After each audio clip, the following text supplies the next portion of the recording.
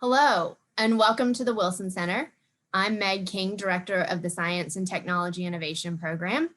We are pleased to co-sponsor today's event with the Kennan Institute, and its director, Matt Rajansky, will join a panel discussion a bit later with Silverado Policy Accelerator Executive Chairman and co-founder of CrowdStrike, Dmitry Alperovich, following a keynote from Congressman Jim Himes, who is currently voting and will be with us very shortly.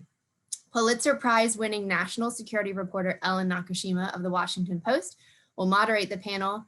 If you don't follow all of her work, it's mandatory. She is an amazing reporter. Today's topic is advancing responsible state behavior in cyberspace. While the behavior of states and their proxies in cyberspace is a pressing national security concern, the recent wave of high-profile ransomware attacks serve as a stark reminder of the importance of addressing a wide diversity of actors and the range of relationships they can have with states around the world.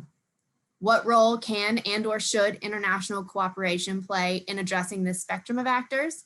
To what extent do we expect the Biden administration's effort this week with NATO and the EU to condemn a variety of Chinese cyber activity to have impact?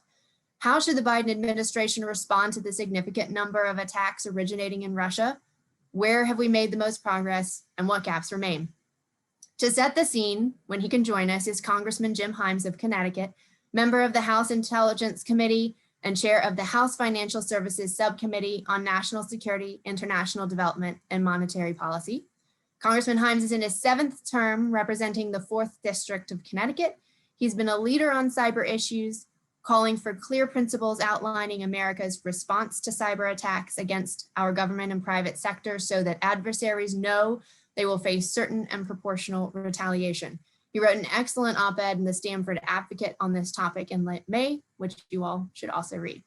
When he can join us, we will have a conversation and a keynote from him, but until he can, over to Ellen Nakashima to start the panel conversation. Thank you, Meg, for that exceedingly kind and generous introduction. I'm thrilled to be part of this conversation today. And thanks to the Wilson Center for sponsoring it and for assembling such a stellar panel of discussants. We got a lot to talk about in about an hour and a half. So let's dive right in. The topic du jour is ransomware. Ransomware attacks are a form of extortion by cyber criminals. Hackers lock up victims' systems by encrypting the data on them and then demanding payments, sometimes in the millions of dollars, to unlock them. Now, these attacks have been going on for years against hospitals, schools, all manner of companies, but they burst into the national news with attacks on major critical infrastructure companies like Colonial Pipeline and JBS, the world's largest meat distributor. Just think back to the long gas lines and fears of a major gasoline shortage in May, and you understand how what was seen once as a criminal nuisance has now become a national security threat. And the issue is these criminals, in the vast majority of cases, are able to operate only with the forbearance of the Russian state. Russian government, as Dmitry and Matt have explained, could easily crack down on them if it had the will or incentive to do so. So I can think of no two experts better placed to explain the policy ramifications of that fact than Matt Rajansky and Dmitry Alperovich, along with Meg King of the Wilson Center. So why don't we start framing, Matt, the issue of malign cyber behavior and ransomware in the larger context of US-Russia relations. Where does it fit?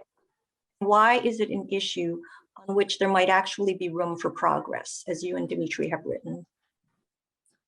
Thanks very much, Ellen. A couple of points here about the broader context. Number one, I'll be quite frank, in particular, the most recent piece that we had in the Washington Post was Dmitry's and my effort to put a fine point on broader policy recommendations that we had offered earlier. But the reason that we do that is that we think the ransomware problem is a very serious problem and arguably much more serious than at least it had initially been thought of, and that it had been spoken about, frankly, by Russian interlocutors who would say, look, this is not critical infrastructure. Why are you complaining about sausage factories? This is language I've actually heard from Russian officials. And I think the rejoinder to that, which we have in our piece, is this speaks to the core of who we are as a nation. This is people's livelihoods. This is their life's work. When thousands of small businesses and medium businesses, community institutions like schools, medical offices, et cetera, are affected, as in the Kaseya hack some 2 weeks ago, this speaks to the core of President Biden's message of a foreign policy for the middle class. If you're going to stand up for the American middle class, if you're going to stand up for small businesses, and if you're going to stand up for the American people when they're directly attacked by criminals, this is something you have to take very seriously. So that was our core message. In terms of how you do that, that does go back to the broader lessons we offered in a piece prior to the Geneva summit, where we simply said, look, 5 US administrations now have attempted to negotiate with Vladimir Putin's Russia. We can distill some lessons about how to do that effectively. And it turns out that ransomware is actually a very good example of where you potentially can do this effectively if you learn the lessons. So lesson number 1 is be sure to communicate directly and to do so quietly. So don't do chest thumping, don't do kind of loud public finger wagging. Don't make this a contest about prestige. It doesn't gain us anything, and it raises the costs in ways that you don't want to for the adversary if you want to see behavior change. Number 2, be very careful about the goals that you pick. In this case, we think ransomware is relatively definable. It's narrow. It's realistic. It doesn't, I hope Dimitri will say more about this, but it doesn't fall in the zone of activity that we, the United States, would be reluctant to stop ourselves. We'd be very happy to stop ransomware attacks coming from American territory. It's quite reasonable for us to demand that of others. And then finally, there's got to be a consequence, right? Just asking nicely, even if you do it quietly and at a high level, that doesn't really do much, right? There has to be a consequence for non-compliance, and it has to be taken seriously, and it has to be believed. That's why we laid out, some fairly serious sanctions as a consequence from the US side. It doesn't mean that those particular sanctions need to be the consequence, but whatever it is the White House specifies needs to be credible, needs to be clear, needs to be believed. And here's the really key piece is if the Russian side doesn't comply, the White House has to actually be prepared to follow through. So we think in general, the momentum is looking fairly good on that equation. We have seen some good steps and good indications. And again, some of this is going to happen out of the public eye. So I will fully acknowledge that unlike other aspects of the US-Russia relationship, which happen very much in public, this can be handled essentially privately and behind the scenes in an effective way.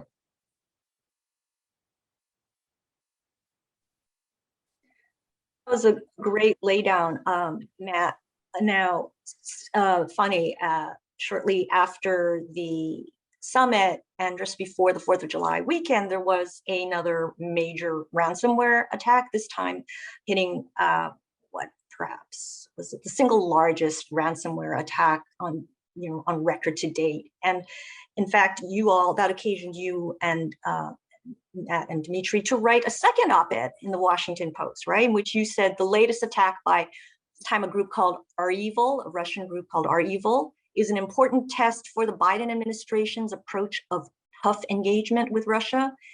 You wrote that if indeed this latest attack was launched, at least in part from Russia, then Biden's own strategy demands forceful action, consistent with his Friday warning. Biden had made a phone call to Putin on July 9th on a Friday after that attack, in which he said the United States will take any necessary action to defend U.S. critical infrastructure. He warned if the Russians did not disrupt the groups, the U.S. would. Well, Dimitri, is the Biden administration meeting that test of tough engagement? I guess it's really hard to say, because one of the things that we advocate in our op-ed is to be strong with Russia, to deliver an ultimatum with very serious consequences, but as Matt said, to deliver it privately, not to embarrass Putin, not to make it seem that if he's complying, he's doing America's bidding, because that would make him recoil, that would make him look weak, both domestically and internationally. He would never go for that.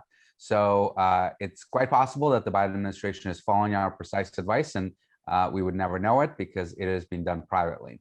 I'll tell you this, a lot of people told us after our op-ed that we are advocating for some very severe sanctions, some unprecedented sanctions on the oil and gas sector of the Russian government, which is supplying quite a bit of funding for their annual budget. We're advocating for secondary sovereign debt sales, which would have an impact on the ability to raise funds overseas. And the reason we did that is to really send a strong message to Russia that this is beyond the pale. We have a lot of problems with what Russia has been doing, both in cyber and the physical world over the last really almost 20 years. On cyber alone, we've had the election interference issues that we've been dealing with since 2015. We've had destructive attacks like NotPetya, which, while were not targeted at us, did impact companies in America, and a whole slew of other nefarious activities that we've complained to the Russians about, including the recent SolarWinds attacks. But in our opinion, ransomware eclipses all of those. As Matt articulated, ransomware hits the pocketbooks of the average Americans. It hits our small businesses. While the attacks that you and your colleagues in the media tend to write about are the ones that cause panic shortages at the gas stations, attacks on Colonial, attacks on GBS, those are actually the companies that are best prepared to deal with ransomware attacks because they have the funds to either pay the ransom or to hire security firms that would help them to recover their systems. But it's the small and medium businesses, it's the dentist offices, it's the libraries, it's the school districts, it's the fire departments all over this country that are actually not in a position to either pay the ransom or do the necessary steps to recover their network after a devastating attack. We're really getting the brunt of these attacks and have been for quite some time. So if President Biden, is serious about his campaign promise of protecting the middle class and engaging in a foreign policy for the middle class, this is a key issue for him to raise with Vladimir Putin. And as Matt said, the Russians really are not appreciating how serious this is to us. They're making jokes. In fact, Vladimir Putin says, what is this talk about chickens and hamburgers? We don't understand it. He's making fun of it. The threat of severe sanctions that would be hugely impactful to the Russian economy would get them to sit up and say, well, wait a second, maybe this time they're serious. And by the way, I noticed Congressman Himes is now with us as well. Okay, so why don't we stop here and let Congressman Himes take over and make his give us his remarks, and then we can pick up when he's done. Hello, Congressman. Good to see you again. Hi, Ellen. Thank you. And I apologize for interrupting the flow here. I had no control over floor votes, and we just finished a series, so I do apologize. And thank you to you and Matt and Dimitri and everybody in the Wilson Center for putting this on. Could not be more timely. And rather than giving a keynote, a 10-minute keynote, why don't I try to throw some thoughts out there that I think are very consistent with the conversation that I just arrived in, and maybe it'll prompt a little further conversation. So again, thank you for the opportunity. So what I mean by most timely is I've watched issues, and let me be very clear up front. I'm not a technological guy, so I'm not going to bring a lot to the table with respect to the technical side of dealing with cybersecurity.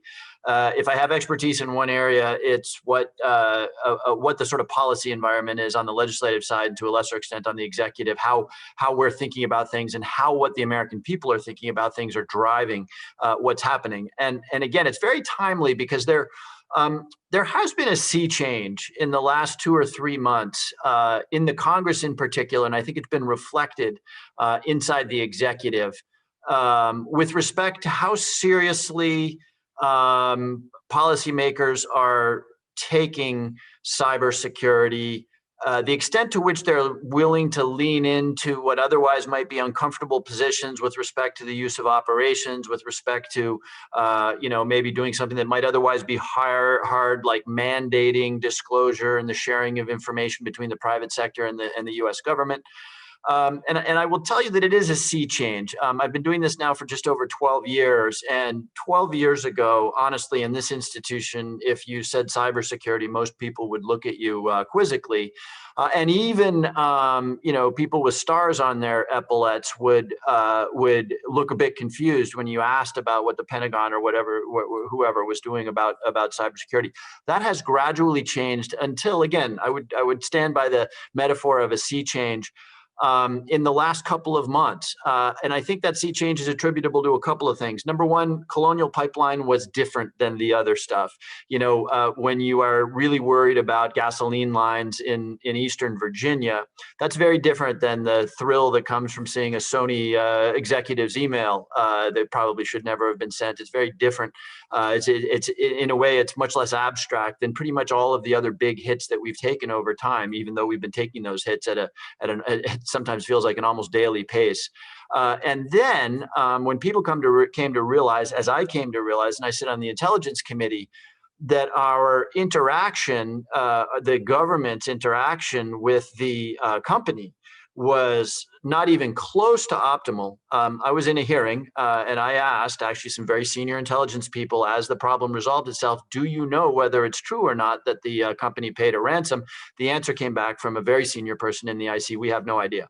And that's just emblematic of the failure to communicate that we thought we were beginning to address with the CISA Act back many years ago, but which really called forward some concern. The other converging factors, which I would say have focused people's attention, is that there is now a smart linkage, I think, between cybersecurity, which again sometimes is an abstract quantity, to cryptocurrency. Cryptocurrency, of course, is this other thing that has now bubbled up into the public imagination, and whether it's just an awareness of what the relationship between cryptocurrency and the cyber world, or the observation that the U.S. government was able to recover a portion of the aforementioned ransom, really drew people's attention to cyber in a way that was, I think, less precedented. And then finally, of course, privacy. We've been talking about privacy for a very long time here, and we watched the Europeans put in place GDPR, and we've watched the CCPA developments in California. But again, you sort of can't talk about cybersecurity and cyber attacks without really thinking about privacy issues. So there's a new focus here in the Congress on all of those issues, but in particular around cybersecurity. So very quickly, again, I'm going to try to avoid a keynote here. What do I see as a member of Congress, perhaps more informed than the average around here about what needs to happen? And the panel was really covering a lot of the stuff really very, very well. We always forget to mention and to really think hard enough about the rather inelegantly named cyber hygiene. Again, if you talk to Gartner, if you talk to the experts, they will tell you that we rarely see a zero-day attack. And therefore, almost all of the nefarious stuff that succeeds because people are sloppy about updating their software, about sticking unknown memory cards into their devices, clicking on links, all of that good stuff. We don't spend enough time thinking about that, but that is by far the lowest cost and lowest risk way of taking a huge problem and making it a smaller problem. I don't have time in this non-keynote to really get into the aspects of that, because I do want to say that something that, and I think this is where the panel was going, that we really do need to do is think a lot more about how the government interacts with this problem and with the victims of these attacks. It feels good to see people who are unquestionably good people. I'm thinking of the Jen Easterlys and the Chris Inglis's of the world appointed to positions of real responsibility. You saw the president's release on malware and its commitment to an interagency process. Those who have worked inside the government know that we are very slowly moving in the direction of really good interagency information sharing in this realm, which of all realms is one that really lends itself to the sharing of information and of best practices. And you see here in the Congress proposals for mandating disclosure by private sector entities who are struck with malware or other attacks. That I would tell you a year ago would have been a very heavy lift. And again, one never bets that the Congress is actually going to get a law passed, but I think it's a lot more probable now than it certainly was a year ago. So we have work to do there in creating better communications between the private sector and the experts at the three-letter agencies who really need to crowdsource solutions and disseminate information, disseminate malware signatures when we find them. Finally, this gets to where the panel was. It was gratifying to see the group of government experts at the UN release that report a couple of weeks ago. Nothing particularly shocking, but This is an inopportune moment to be talking about the very clear areas in which there are shared national goals between us and the Russians and the Iranians and the Chinese, but they're fairly obvious, especially when you're talking about most of these attacks being undertaken by non-state actors. Non-state actors are obviously an unpredictable threat to everybody, and so in the realm of rogue operators, we have some real common ground. In many of the topics that were mentioned by the group of government experts, carving out a segment of agreed upon critical infrastructure, be it hospitals or power generation, that would be off limits for attacks or penetrations outside of a state of war. I say this is an inopportune moment because even though I tell a fairly optimistic story about the attention and the motion here inside the government, obviously, it's arguably there's less trust between the U.S., the Chinese, and the Russians on this topic than there has been perhaps since the breaches of 2016 with the DNC. The naming and shaming, of course, while important, I think has raised the barriers to that kind of conversation. So, in the spirit of winding up quickly and perhaps of adding to what the panel was doing, I will talk my own book here because I've been arguing this to 3 different administrations over a 12-year period. I think the sine qua non, in particular with Russia, is not just sanctions, though I do think sanctions are important, but I think the sine qua non, in particular with Russia, and it's important to remember that the Russians and the Chinese act very differently in the cyber realm. Both of their behaviors are pretty bad, but they act very differently. Sometimes one senses that the Russian activity is almost vandalism. It's a little bit like other activity. It's not meant to be private. It's not clearly undertaken for espionage reasons or even commercial advantage. The Chinese, I think, are much more transactional and targeted what they do. But my point is this, and this will I'm sure elicit discussion. For 3 presidential administrations now, I've tried to make the case that particularly with Russia, we're going to be having a very big problem until we actually effectively establish a sense of deterrence. And I was terribly disappointed with the Obama. I was a supporter of the administration. I was terribly disappointed with the response to 2016, the PNGing of whatever the number was, 60 plus so-called diplomats, the closure of the Maryland facility, slap on the wrist for Vladimir Putin.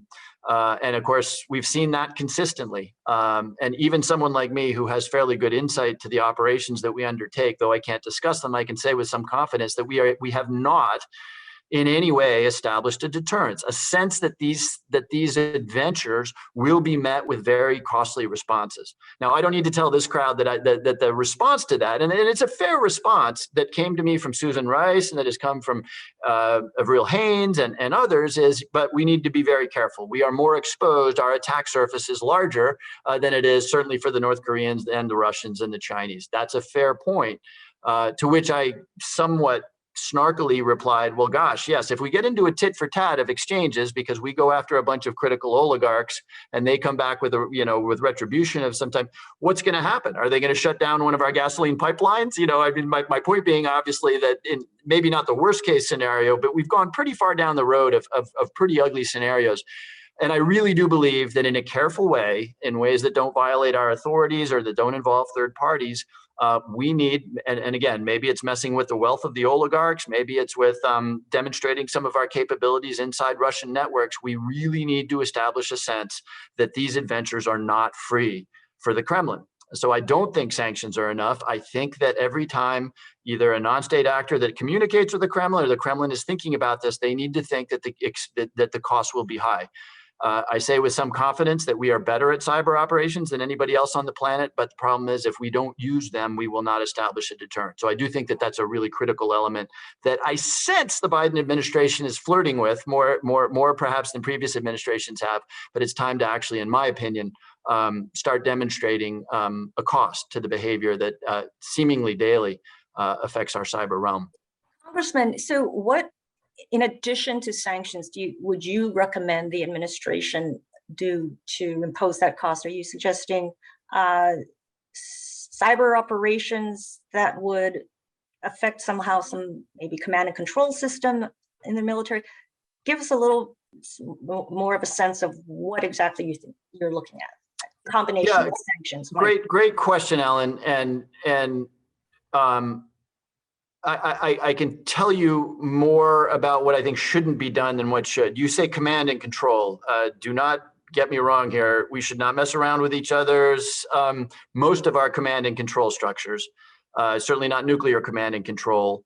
What I would have in mind would be something that would be frightening, but not likely to be misinterpreted at the first shot in a shooting war. I really, look at the structure of Russia, something that Matt, of course, is expert in. You have a president buoyed by the collusion, the wealth, and the partnership with oligarchs.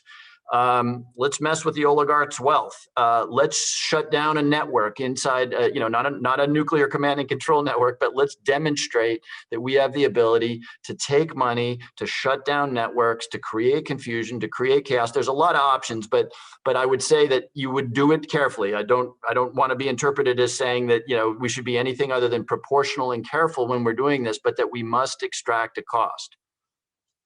I would love Dimitri and Matt to weigh in, and Meg to you as well on those ideas, because I've heard them batted around before in the past. So, what do you think? I would love to jump in here, and I'll also defer to Dimitri in a minute. Jim, it's great to see you. It's great to hear from you on these thoughts. Usually, I'm the one yakking at you with some sort of canned Russia lecture. So it's really great to hear from you on these insights. I will not say that I am necessarily worried about controlling the risks of escalation if we hit back in cyber terms or in other terms, whether it's some type of sanctions targeting oligarchs. What I'm concerned with is sort of what Ellen opened with, which is how does all of this fit into the real issue, which is our geopolitical competition with Russia.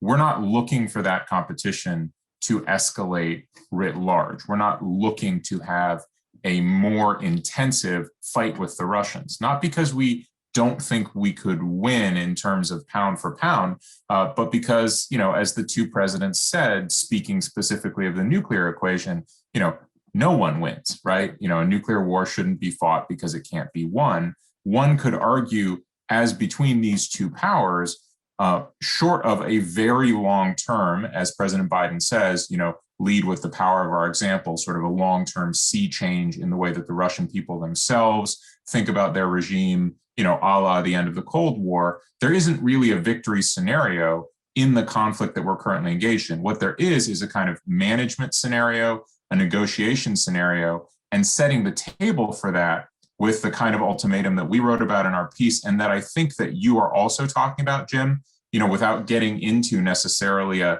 debate about what is exactly the right response for the administration to threaten. The key is an ends test, right? And I think your point is the ends test says what is being threatened hasn't worked thus far. If they're coming after pipelines, if they're going after service providers that affect thousands of Americans, and whatever comes next, whatever it is we've been threatening, presumably we've been delivering on it. And if we have, it hasn't worked. So we need to come up with something else. Dimitri and I kind of share the same concern about whether the oligarchs are necessarily the soft spot for Putin. I'm not sure that they are, because if you listen to Putin's messaging going back to 2012, he's been threatening the oligarchs. He's been saying, hey, repatriate your wealth, come back to Russia. I don't want you to be a vulnerability for me. So my guess is his message to oligarchs who get targeted at this point is, hey, fair is fair. I told you so. But let me let Dimitri pick up there. I couldn't agree more with you, Matt. As the saying goes, the main thing is to keep the main thing the main thing. And the main thing is clearly China. And it's clear that the Biden administration knows that we need to focus on China and the competition with China. And we don't want to be bogged down for the next 4 years trying to avoid an escalation with Russia. So the goal is not to come to some sort of permanent resolution here. The goal is to lower the temperature, as the president has said. And to do that, we need to focus on the things that truly matter. We can't solve all the problems we have in our relationship, which are numerous. In my opinion, the two issues that are critical and absolutely cannot be avoided are now in the cyber realm: ransomware, which is impacting our economic security, impacting the middle class, impacting our national security. And the second one is arms control that Matt, tremendous amount about. everything else, while important, is not as important as dealing with our relation with China. We only have so much bandwidth, so much time on the Principals Committee to discuss these issues, so much time in Congress. So I would focus on just those two issues. And when it comes to ransomware, I think we can make progress, as we said in our op-ed, precisely because this is not a critical issue for Putin. It is not his government that's orchestrating these attacks. It is not his government that is likely directing these attacks. He doesn't know who these criminals are.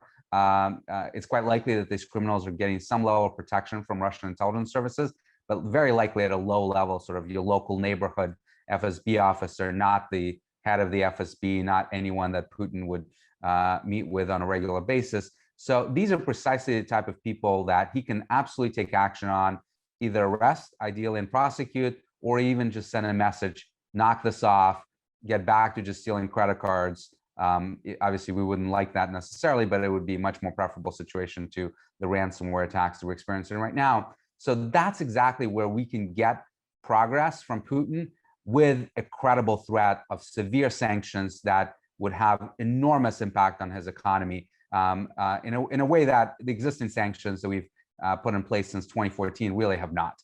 We've avoided all the core issues with the sanctions that we put in place. We avoided oil and gas. We avoided sovereign debt sales that actually are conducted with American and European institutions. That's what would hurt him the most.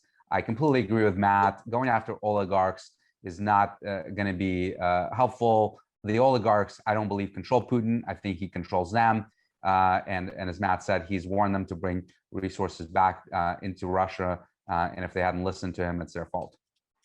Dmitry, you mentioned that Putin doesn't really care about these criminal hackers. That brings up a question from the audience. It's a very interesting one. Carol Ray Hansen with Equine Therapy Associates asks, so what specific utility does Putin receive by allowing ransomware actors to operate from Russian soil, other than seeing his geopolitical foes distracted, irritated, and increasingly frustrated?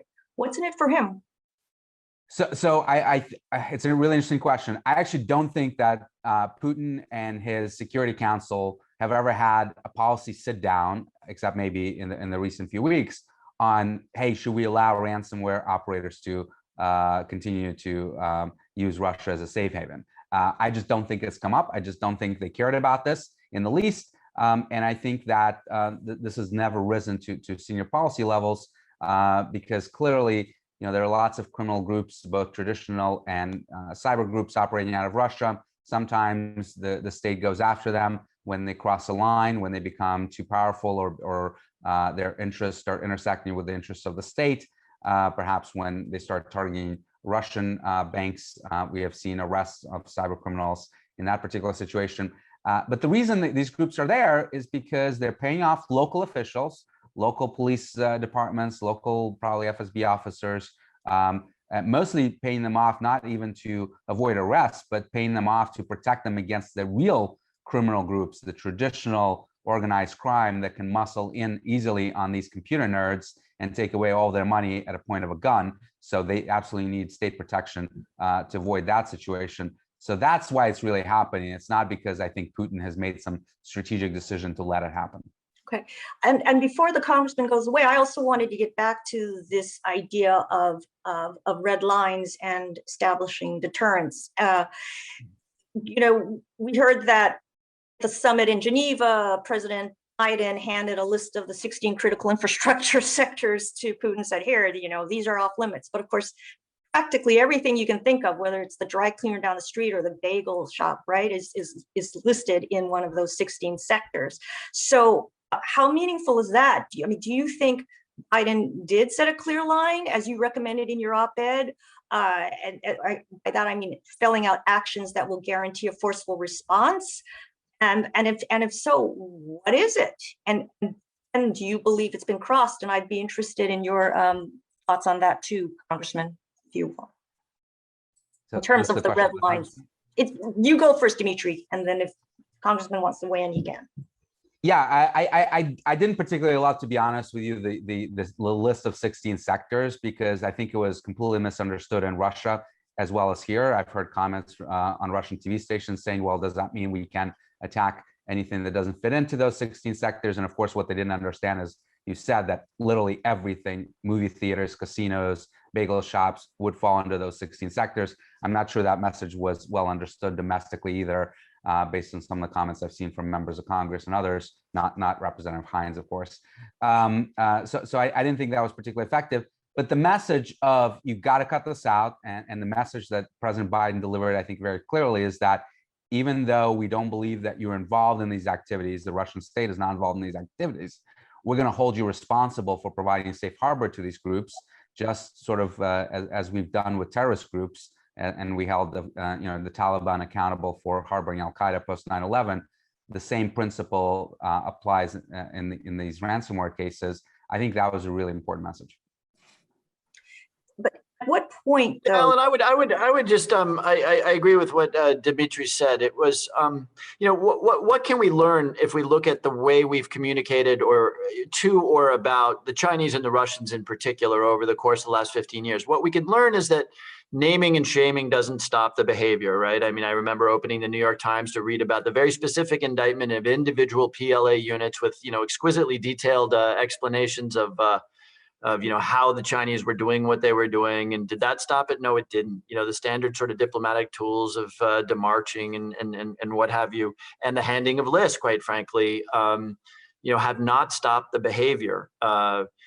And so my guess is that there's at least 3 tracks. One, being more obviously committed to the international dialogue, and the establishment of these norms. That's obviously not going to fix this. Just because we agree on these norms doesn't mean that they will be observed any more than they are in any other international arena. Number 2, more serious bilateral conversations. These are not conversations that necessarily lend themselves to big public statements and lists being handed up. I mean, this is operational people talking to operational people and leadership talking to leadership, and developing some sense of veracity in that dialogue. And again, I don't want to, since I sort of beat this drum hard, I'm not going to beat it hard, but I think that in particular with the Russians, demonstrated behavior appears to be what will matter. What will matter, if only because a failure, the naming and shaming and the traditional diplomatic punishments have apparently not been successful. I want to actually raise the point that Dmitry and Matt raised about sanctions that have not yet been tried. I don't think to date any major state-owned enterprise has actually been sanctioned under full blocking sanctions, right? And certainly the energy sector, oil and gas sector, hasn't been really touched. So that's a really powerful weapon that can be wielded and hasn't. Is it now the time, Matt, to use that tool?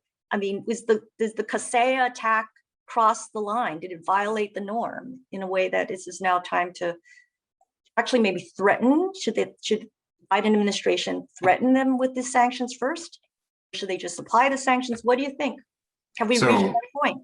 Anybody who knows me and follows what I write and say knows that I am, not a reflexive supporter of sanctions, mainly because I look at the record and I see that we have not, for the most part, with our record of sanctions, actually changed Russia's behavior. That said, the value of sanctions is the recognition of what matters to us versus things we just say. And I think what Dmitry was speaking to, and frankly, Jim as well, in this comment about red lines, critical infrastructure versus whatever doesn't fit into that, is the issue of a lot of stuff gets said. A lot of stuff gets said between Washington and Moscow. A lot of stuff gets said between Washington and Beijing, and a lot of stuff gets debated in public, and messages get really muddled.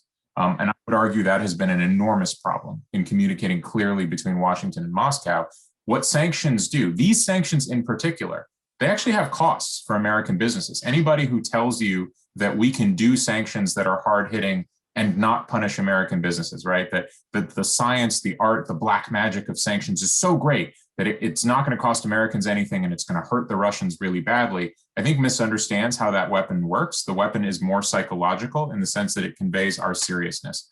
But part of the seriousness, and this is why I use that term credibility, we use that in the op-ed, is that the Russians believe we're going to do it.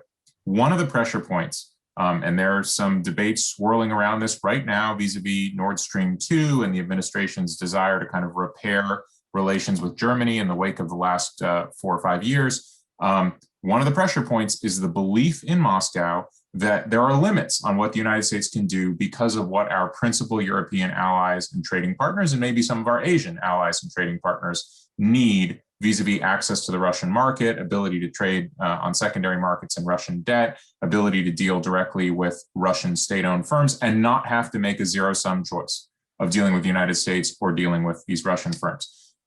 All of this is a way of saying that's real pain, right? It's either economic pain to American companies, diplomatic pain to the United States in terms of dealing with allies, or it's the pain of having to force uncomfortable choices that we haven't done before. If we're imagining that we can make this ultimatum clear without that pain, then we are not imagining the right ultimatum. And again, let me back up and say the reason I say this is because I want to see successful negotiations, not because I just want to see us going to sanctions over and over reflexively and not have an effect. I actually want us to set the table for a cyber dialogue. And I know Dimitri and I don't fully agree on this question of how much we should negotiate. I think we should negotiate a lot. I think we should negotiate the hard issues.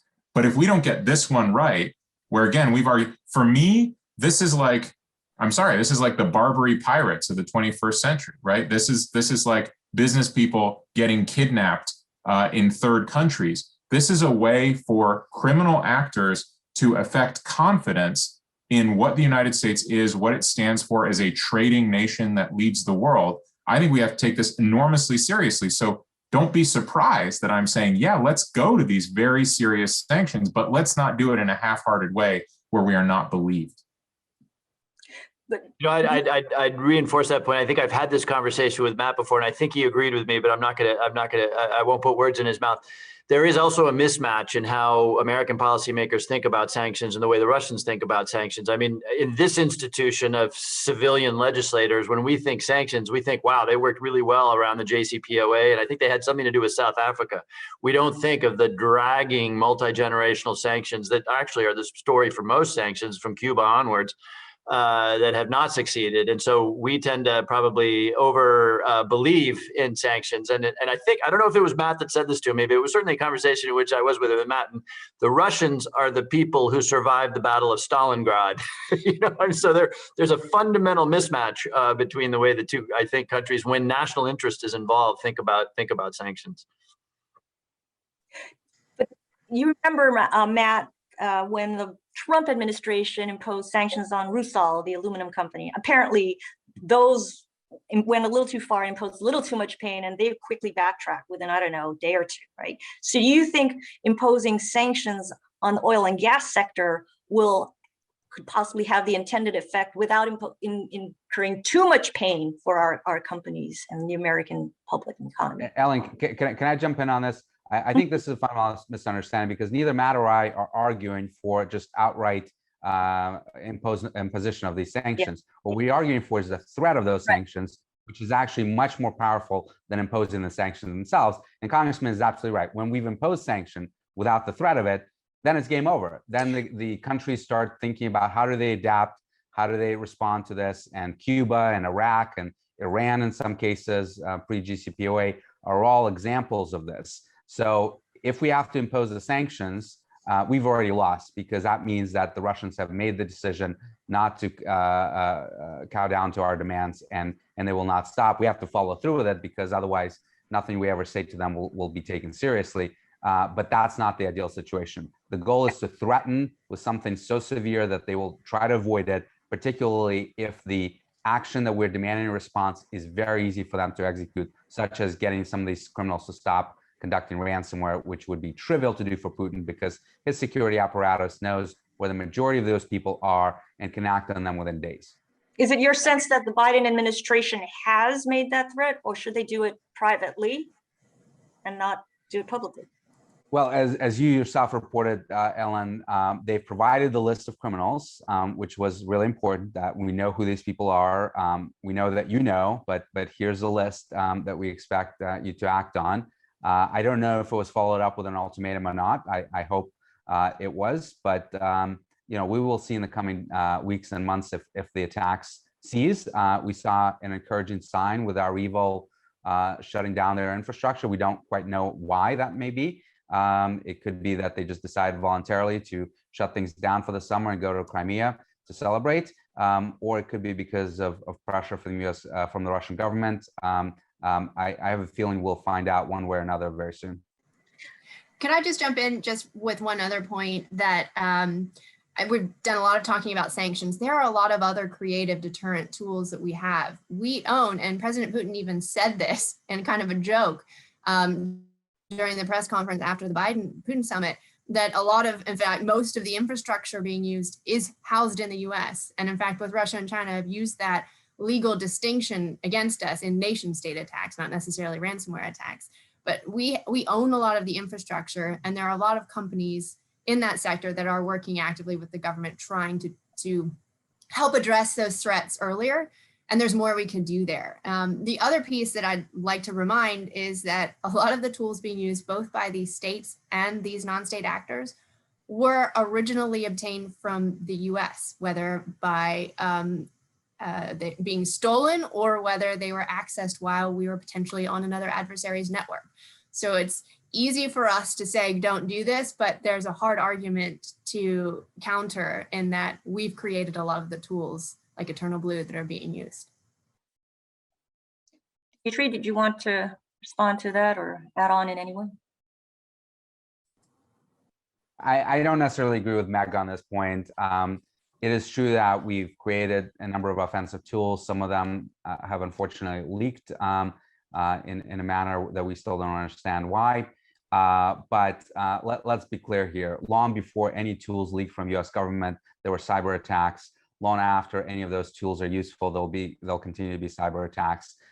It's not as if, if the US government voluntarily disarms itself, suddenly all of our adversaries will stop their own cyber offensive developments and operations. Ellen, I kind of want to go back to Jim's framing of the Congress, because I find this, and again, not all members of Congress are equal on this issue. I fully admit that. But I find this to be one of the central problems, right? Which is that, the administration may be attempting to think strategically here about how to deal with this particular problem, but also do it, as Dimitri says, in the context of, strategic competition with China, in the context of what's being called strategic stability dialogue with Russia, which is basically trying to contain the set of Russia problems. My question would be, what does Congress want, right? Because you get this hunger from the Hill, like, let's hit back, right? Let's sanction, let's name and shame. And I think, honestly, we're seeing a dynamic emerge right now where, I don't want to use the wrong words here, where there are concerns in the administration about doing what needs to be done with Congress sitting in session and potentially derailing things.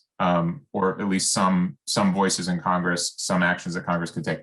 I would like to get Jim's sense of what does the Congress as a body, what is it sort of ready to see happen here and ready to support? Is it still waiting for more leadership from the administration? Because I think speaking with one voice when it comes to the Russians is extremely important.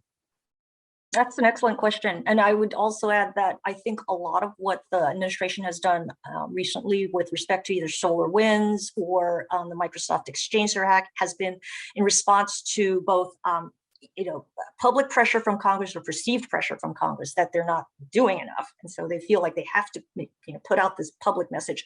We're starting up this task force. We're having dialogues. I made a phone call to Putin, Anyway, Congressman, what do you think? Yeah, it's a very difficult question to answer because Congress is the opposite of a unitary institution with one sort of set of desires. So almost anything I say is suspect. But let me take a whack at it nonetheless. Generally speaking, Congress would like to spend a lot less time thinking about and worrying about Russia. Dimitri got it exactly right. Focus on the main thing. And for reasons good and bad, and with implications good and bad, the Congress is having an obsession with China right now. And so I really do think that people would like to stop thinking about Russia. Conscious as I am that saying that, that's probably not exactly what Putin wants the Congress to want with respect to Russia. But I do think that Congress pretty universally would like to see much better coordination inside the federal government on cyber issues and much better protection. The publicly acknowledged and publicly known cyber attacks and cyber theft that is out there is the tip of the iceberg. For obvious reasons, I can't get into examples, but we have suffered theft and attacks that are mind-boggling, that really keep people around here who are on HASC and the intelligence committees up at night. We would like that to stop. Now, right? Of course, mom and apple pie. But I think that we all understand that we would like to see a real updating of our both defensive and our offensive capabilities, better coordination between the agencies. I think the interagency ideas that were put forward by the administration were broadly welcomed. And then it's not universal because people do start to get a little itchy about personally identifiable information. But I do think that there's a close to a consensus that we need to do much better in terms of real-time working together. But as I said before, between the three-letter agencies and private actors who are hacked or who identify some malware. Can we also level set a little here, because all of us on this conversation, I know this, and because we've all talked about it with each other and for years. But there's a difference between a SolarWinds and a traditional espionage operation, or like the OPM hack, traditional espionage, and a more an election interference in 2016 to influence an outcome of an election, and disruptive attacks like NotPetya, or an attack that might turn off the lights in Kyiv in Ukraine, as the Russians did a few years ago. These are different types of malign cyber activities with different effects, and frankly, different, accord with different norms. Traditional espionage is not a violation of an international norm. Russia, China, all 193 nations of the United Nations recently reaffirmed at the United Nations, this group of governmental experts set of international norms that countries should take action against criminal, hackers operating from their soil, if requested. I mean, China and Russia signed up to that norm. They've done it 3 times now, I think, since 2015, but they observe it in the breach. But international espionage, traditional espionage, while it's, we can call people out for it, we can PNG people, it's not a violation of an international norm. So, earlier, I think, Matt, you talked about muddying the message when we say, do sanctions for something. I guess I want to also understand whether we have a clear strategy of what actions we will stand up for, say this is a violation of a norm, crosses a red line, and we're ready to impose forceful consequences for this. And there are other things where, if it happens, it's bad, but it's on us too to strengthen our cybersecurity and not get hacked. Ellen, I think the standard is very, very clear, and that is whatever makes in the front page story in the Washington Post that you write will be something that we're going to respond very strongly to. That's been, a standard that's been set across numerous administrations over the years. But unfortunately, our adversaries can't exactly get into your head and understand what is going to trigger you to write that story, or your editors to put it on the front page. So you're absolutely right. The message is very muddled. And I just literally wrote an op-ed on this today, that when you look at the SolarWinds breach, which I've written extensively about, is anything but a norms violation. I've objected over the years. In fact, I built my career on objecting to lots and lots of things that Russians have done to us in cyberspace. That was one of the few things that I had very few objections to. It was very targeted, very constrained.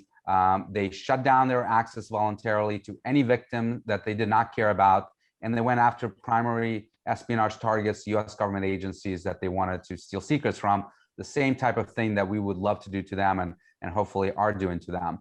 And yet, we responded very strongly. We attributed that attack very quickly and instituted sanctions on the parties that were involved in it. Fine, we've set that standard. However, now you look at the Chinese attacks. Still hasn't changed their behavior though, Dimitri, right? I don't think those sanctions that we imposed. made it Well, different? because they're not going to stop doing espionage, just like we Exactly. won't stop doing espionage. So Right. again, like I wasn't a huge fan of that action, but it's done. We've set a standard. We've set a norm. Fine. Let's apply it universally. But no, we look at the China action, which was indiscriminate, disruptive, untargeted, everything that is the opposite of the SolarWinds action. And yet it took us many, many months for public attribution to come out, even though private sector actors attributed it right away. And secondly, there was no follow through. We had a statement that was done with allies. That was great to call out China, but there was no economic sanctions. There was no penalties imposed on China for something that was worse than SolarWinds. And our adversaries are rightly to be confused about that. What norms are we setting, and are we applying them equally? Meg, I know you have some thoughts on that. You want to weigh in? Well, thank you. I look at this as one size shouldn't fit all, and every country looks at cyberspace in a different way. And our signals, just as Congressman Himes has said, don't necessarily match those of other countries. And so just applying the same tool against each adversary isn't going to work. And the Biden administration's attempt, it seems this week, to bring a huge group, including NATO, and their statement was very targeted to say what China is doing across the board. And they weren't just calling out one particular attack. They weren't just calling out Microsoft Exchange. Isn't acceptable. And our Deputy Secretary of State is going to China this weekend. There is a clear plan in place. We just don't know what it is. But I don't think they're going to stop at just calling out China for their activities. This was the first play of a very long game. Congressman, how do you feel about the actions that the Biden administration took with respect to China this week, vis-a-vis the way they've treated Russia?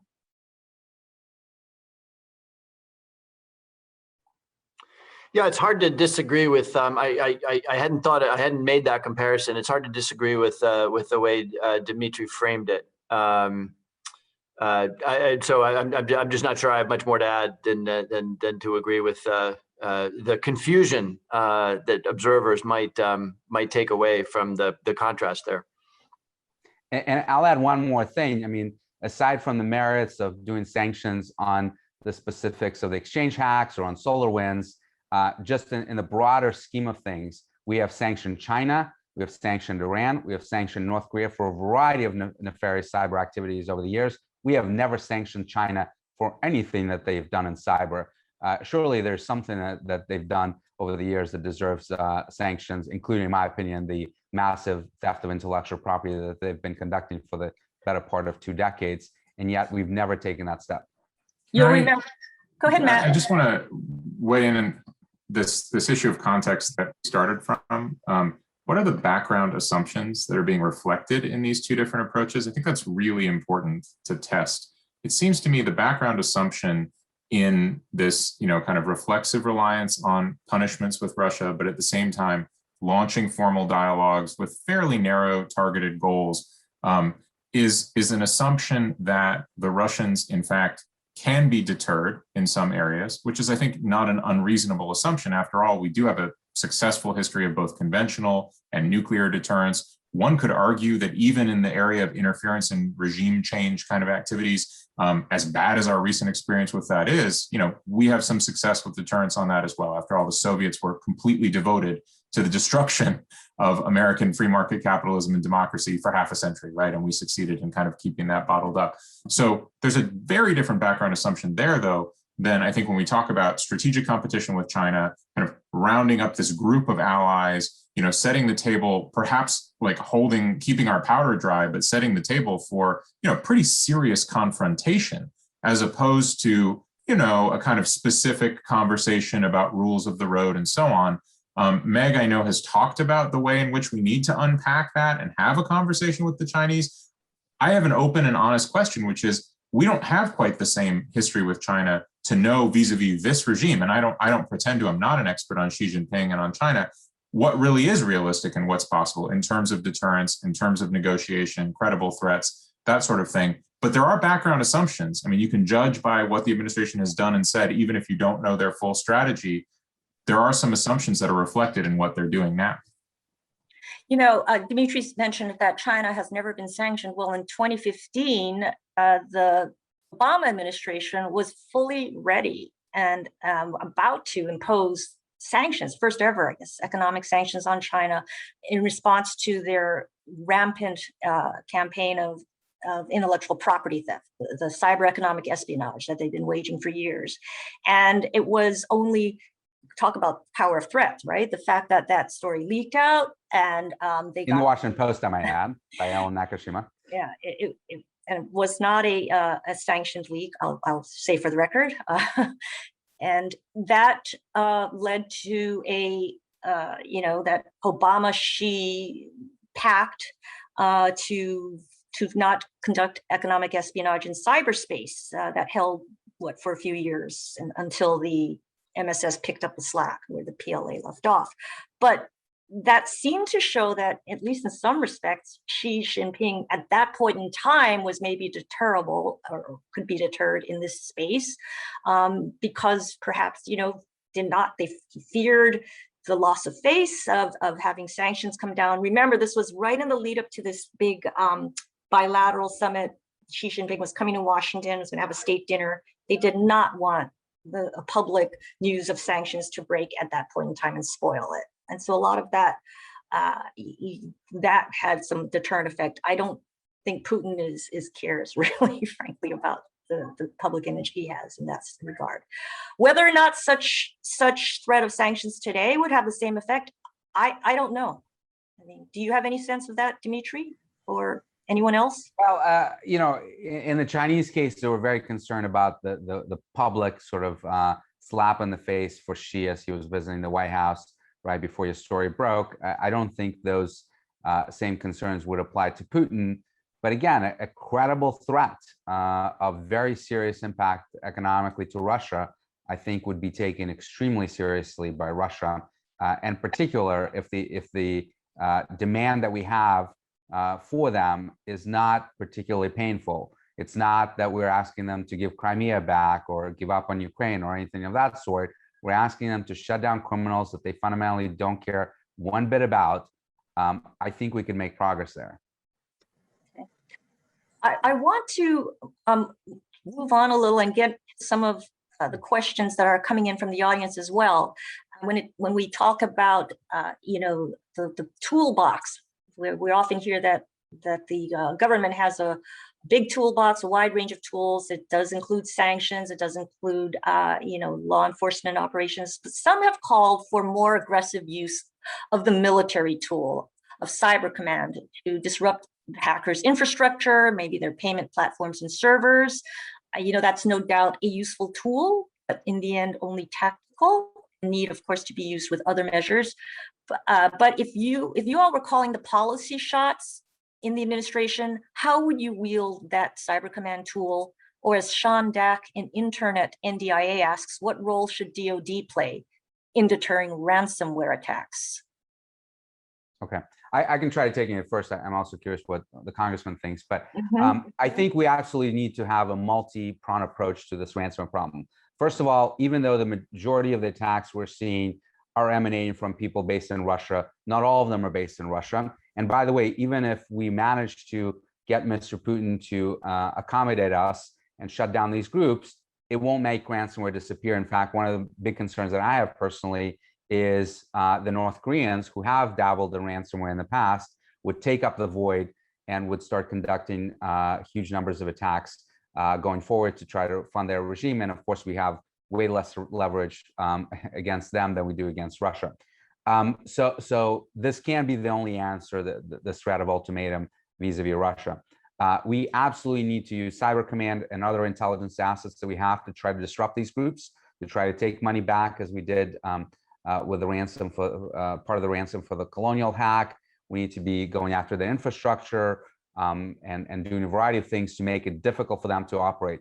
As you suggest, Ellen, that is not a panacea. It is not going to deter them in any way, but it will slow them down. It may make it painful for them to conduct operations on the scale that they've been doing up till now. So it will absolutely count as a win. And then the third piece that I think Congress needs to look very heavily at is the issue of cryptocurrency, as a congressman has said. The reality is that it's not a coincidence that 10 years ago we had virtually no ransomware. The reason for that is not because the technology did not exist to deploy a piece of malware that would encrypt all your files. That is trivial to do, and we've known how to do that for many decades. The reason we have not had much ransomware is because the business model did not work. You couldn't just leave a note on your machine saying, please wire money to this bank account, because it would be easily traceable by law enforcement. So they needed this anonymous way to collect payments, to keep their identity secret, and being able to ultimately collect tens of millions of dollars as they are today. Cryptocurrency is what enables that.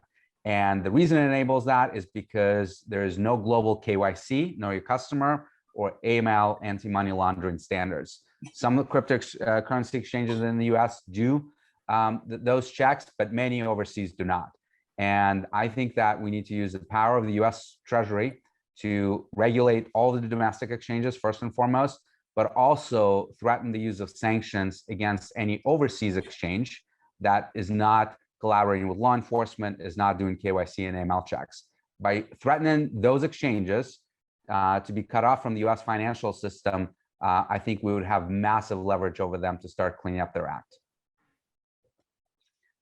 Congressman, what do you think? I mean, the whole issue of cryptocurrency is as you noted, a big one and a relevant one. And several of our audience members have asked similar questions. One of them, Michael Chernin, from Senior Policy Advisor for Congressman Ted Luce, wants to know what more can Congress do to ensure that the executive branch has the authority it needs to deal with cryptocurrency exchanges that facilitate the flow of stolen funds. I mean, should it pass sanctions, CATSA for cryptocurrency sanctions legislation, or should it give them some authority that they don't already have?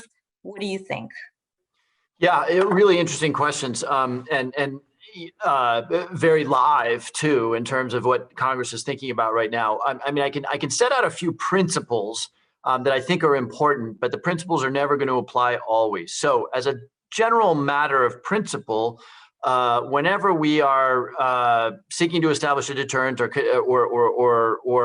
conducting a cyber operation, there is a bias towards giving that to Cyber Command. And there's a bunch of reasons for that. Clarity amongst them, organizational clarity. We could run into trouble if we had, and this is perfectly possible, but had 7 different entities undertaking cyber operations abroad. So I do think that as a general principle, we ought to vest most of that into Cyber Command. I think we do that. I think as a general matter of principle, we can be maybe less nuanced in our approach to rogue and private actors than we are to sovereign actors, because there's obviously just bodies of laws and authority that I think we are generally, as a matter of principle, moving away from an allergy to the concept of a hackback, which we had when we passed the CISA legislation, which explicitly prohibited hackbacks, to being more open-minded to the notion of hackbacks. I'm not ready to say that the government is ready to bless private hackbacks into that sort of thing, but we're a lot less allergic to the notion than we were 7 years ago. And then, yeah, I think cryptocurrency, for all the reasons Dimitri outlined, is important. I think it was actually healthy that the government announced its ability to recapture a good chunk of the Colonial Pipeline's ransom, because it created some uncertainty about that business model. And it's perfectly fine, and this member of the Intelligence Committee isn't going to draw the line. It's perfectly fine for people who are up to nefarious activities to wonder if the business model in fact works. So I think that was actually very healthy. Now, where it gets really interesting, and why I outlined this as general principles that don't always apply, in this realm, the traditional division of authority is that there is a line at our shores, and that U.S. persons are subject to very different protections. It almost doesn't work from the start, in as much as there's no such thing as a purely national network. So, as SolarWinds demonstrated to us, you need to construct some architecture that is probably analogous to FISA, that is analogous to 702 authorities, where yes, you're going to go after and you're going to target non-U.S. citizens, but inevitably you're going to pick up some U.S. citizens' information. You're going to need right at the get-go to establish that kind of architecture, because there's no such thing as going after a network or a bit or a piece of software that is purely non-U.S. You mean establish a legal statutory architecture to enable surveillance that includes? Well, I wasn't talking, I was using surveillance as an analogy. We were talking about operations, right? What do you do when you have, a foreign sovereign power using a U.S. server to undertake an attack on a U.S. corporation? There's just no way to, there's that requires an architecture which protects U.S. persons, as our Constitution might, but may require the same sort of firepower, if you will, that would ordinarily be employed by Cyber Command. Interesting. So enabling, say, Cyber Command to act domestically on U.S. soil, whereas right now it's all its operations are overseas. Well, now wait a minute. I didn't say that. Oh, okay, I just wanted to know. That would be one way of thinking about it. I think what I was saying is that it requires an architecture which acknowledges that, that like intelligence collection, right? There's just no way to create a bright line between U.S. persons and non-U.S. persons, U.S. machines, non-U.S. machines. That just doesn't work in the cyber realm, and so you need that architecture. I'm not saying that Cyber Command should operate domestically, but you need that architecture like exists around 702 or around FISA to accommodate the protections that we afford U.S. persons. I want to get back to the idea, though, of enforcing know your customer anti-money laundering rules on cryptocurrency exchanges, especially those that operate offshore overseas and those that tend to evade their responsibilities, because most countries do have some of these laws. I guess, Matt, the G7, right? Or was it the EU? I mean, it was the G7 announced that they were going to commit to enforcing I think know your customer rules against crypto for ransomware purposes, right? Cryptocurrency. I think I'm just asking how important is it to have a multilateral, multinational effort in this regard? And how successful do you think the Biden administration is at getting buy-in from partners and allies to act on cryptocurrency exchanges? The one point I'd offer in this exchange, without any real expertise on anti-money laundering or cryptocurrency, is that the assumption that we can do what is effectively law enforcement cooperation on discrete criminal threats with countries with which we're engaged in strategic competition, in geopolitical rivalry. It's a very interesting assumption to try to test. There have been periods of time when we've done lots of law enforcement cooperation with Moscow, and I think periods of time, maybe at present, when we do it with Beijing. I'm not sure that you could point to, for example, the Cold War as such a period of time. If we are headed into that type of confrontation with China, I question whether, a framework that the G7 puts forward, but then that the entire world embraces without creating gray zones, right? Special, imagine essentially like, you steal physical objects, you take it to a fence, right? You take it to someone who exists within a gray zone who can convert it into untraceable cash. It would become very much in the interests of the governments that dissent from this framework to sponsor those gray zone spaces. And I would assume that if we're headed into this type of geopolitical conflict mentality, and the announcement, I agree with Meg and with Dimitri and Jim, that this was the right thing to do to get all of our allies on board. But the message is also, we're circling our wagons, Beijing, we're ready to take you on.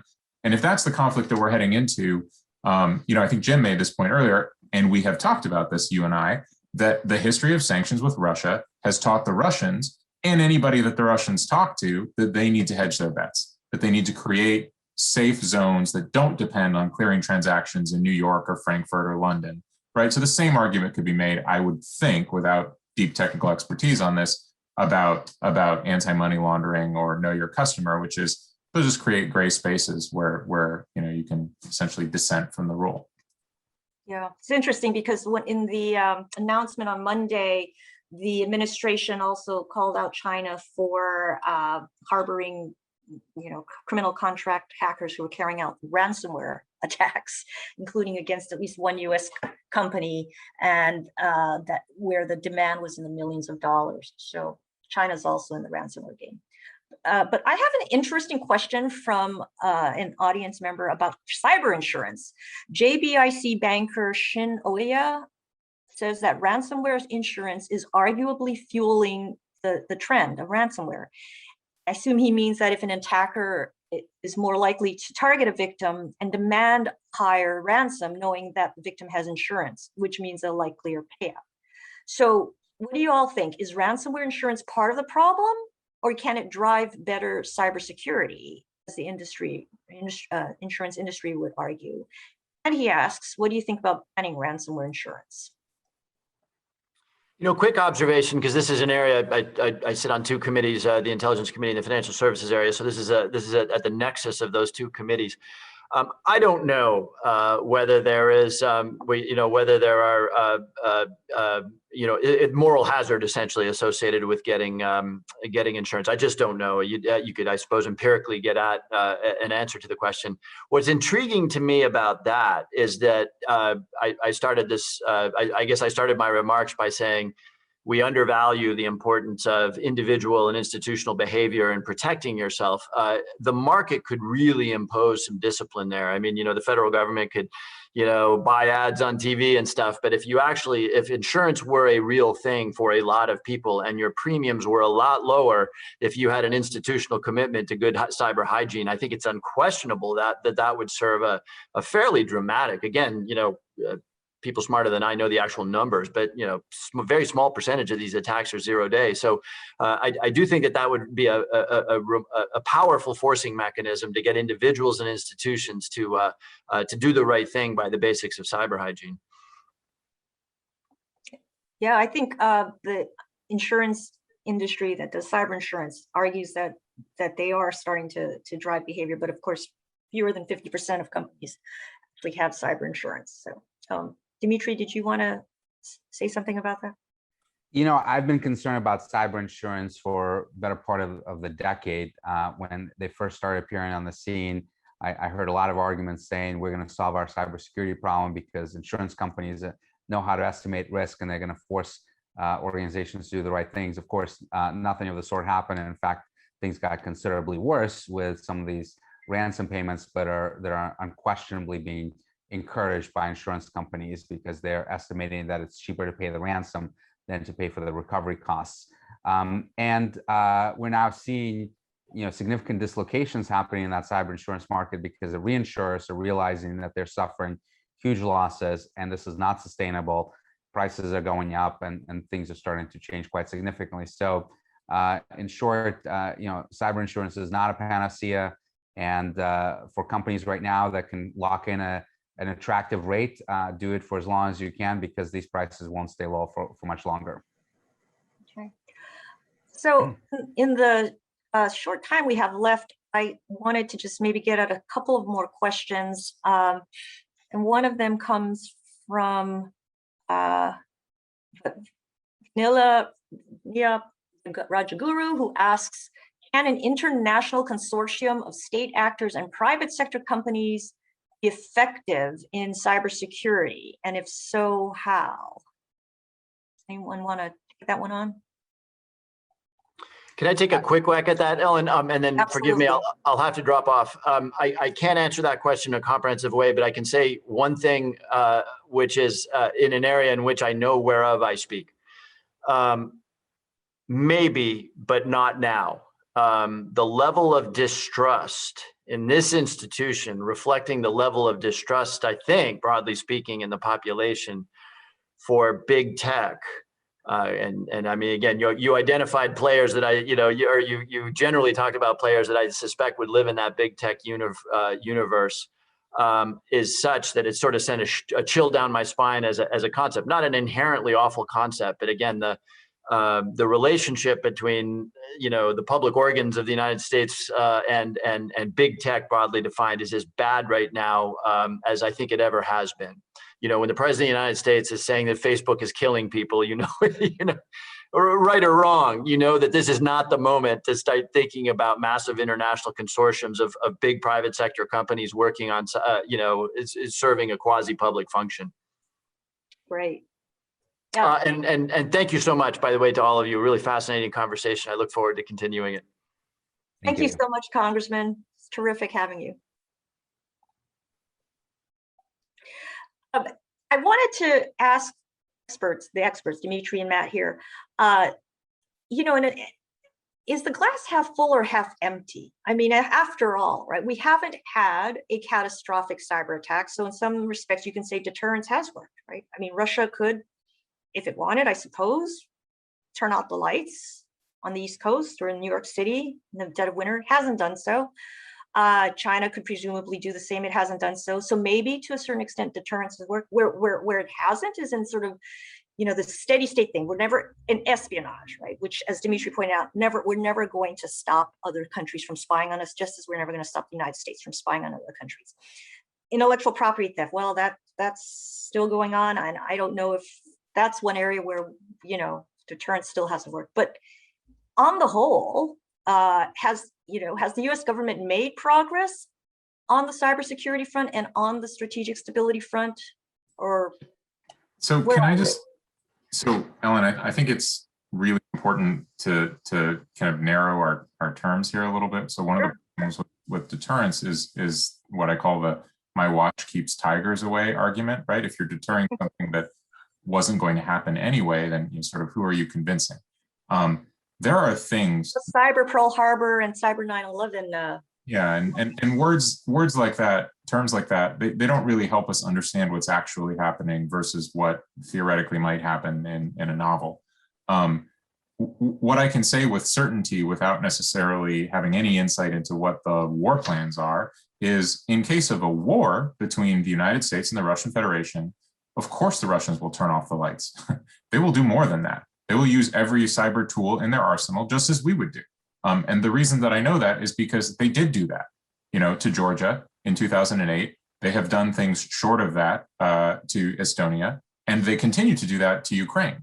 Now, they do it in the context of a kind of quasi-declared war, right? They do it in the context of something short of the kind of nightmare scenario war you imagine between Russia and the United States. When I say that deterrence works, I'm saying this mostly by analogy to other areas where we knew during the Cold War or in the post-Cold War period, there were things that Moscow really wanted to do and would have done if they hadn't been constrained by the deterrent the United States posed to them. For example, building and deploying certain weapon systems that would have been very scary for the United States. I'm not totally sure that we can deter Russia building and deploying in the cyber domain. I do think that we can deter use, but we don't necessarily deter cyber with cyber in that sense, right? The fear of escalation is a fear of escalation. I can't speak to China. My concern with China is simply I'm not sure that we have the same degree of, frankly, having been burned by conflict with Russia. I'm not sure we have that same sense of seriousness and rational fear as we begin what looks like a new Cold War kind of conflict with China. I'm very worried about that. The circling of the wagons is very powerful, but if all it leads to is kind of more escalating conflict, that scares me. Again, I'm not a China expert. I don't know how the Chinese are interpreting it. Dimitri, bring us home. Well, I actually am curious to hear from Meg here. Maybe we can go to her first. Meg, and then Dimitri. So I agree with Matt that you have to be specific about what kinds of threats are likely. And most of us that have been in this space for a while have thought that those active war scenarios were pretty unlikely unless we were actually in a hot war. But I'm the optimist here in the group. I do think that because we have so many companies that rely on selling goods and services to China, that we have an opportunity here. And I think the administration is trying to explore that, at least on the Chinese side. I'll leave Russia to Matt and Dimitri. And so we'll see if absolutely nothing changes. And as Alan actually mentioned, that we have seen some behavior change after the threat of sanctions in the past, but we have more tools than just sanctions that will likely make the Chinese think twice. So I think there's still a lot of opportunity ahead. And I just, I hope that we can begin a dialogue. And at this point, if you listen to the Wilson Center's Robert Daly, we're at 0 dialogue, so we can only go up. And I will close out with saying that when it comes to turning off the power, perhaps it's not just the deterrence that it's worked, but the simple realization on the part of the Chinese and the Russians that if they turn off the power, they would also turn it off to the data centers that are powering the servers that they're using to attack us. Great. Okay, well, thank you everyone for a wonderful, lively conversation. And thank you to the audience for terrific questions. Tried to get to some of them, but sorry we couldn't get to all of you. And we'll look forward to the next one. Thanks again. Thanks everyone. Thanks to the Wilson Center. Thank you. Thank you guys. Thanks, Alan. Bye-bye.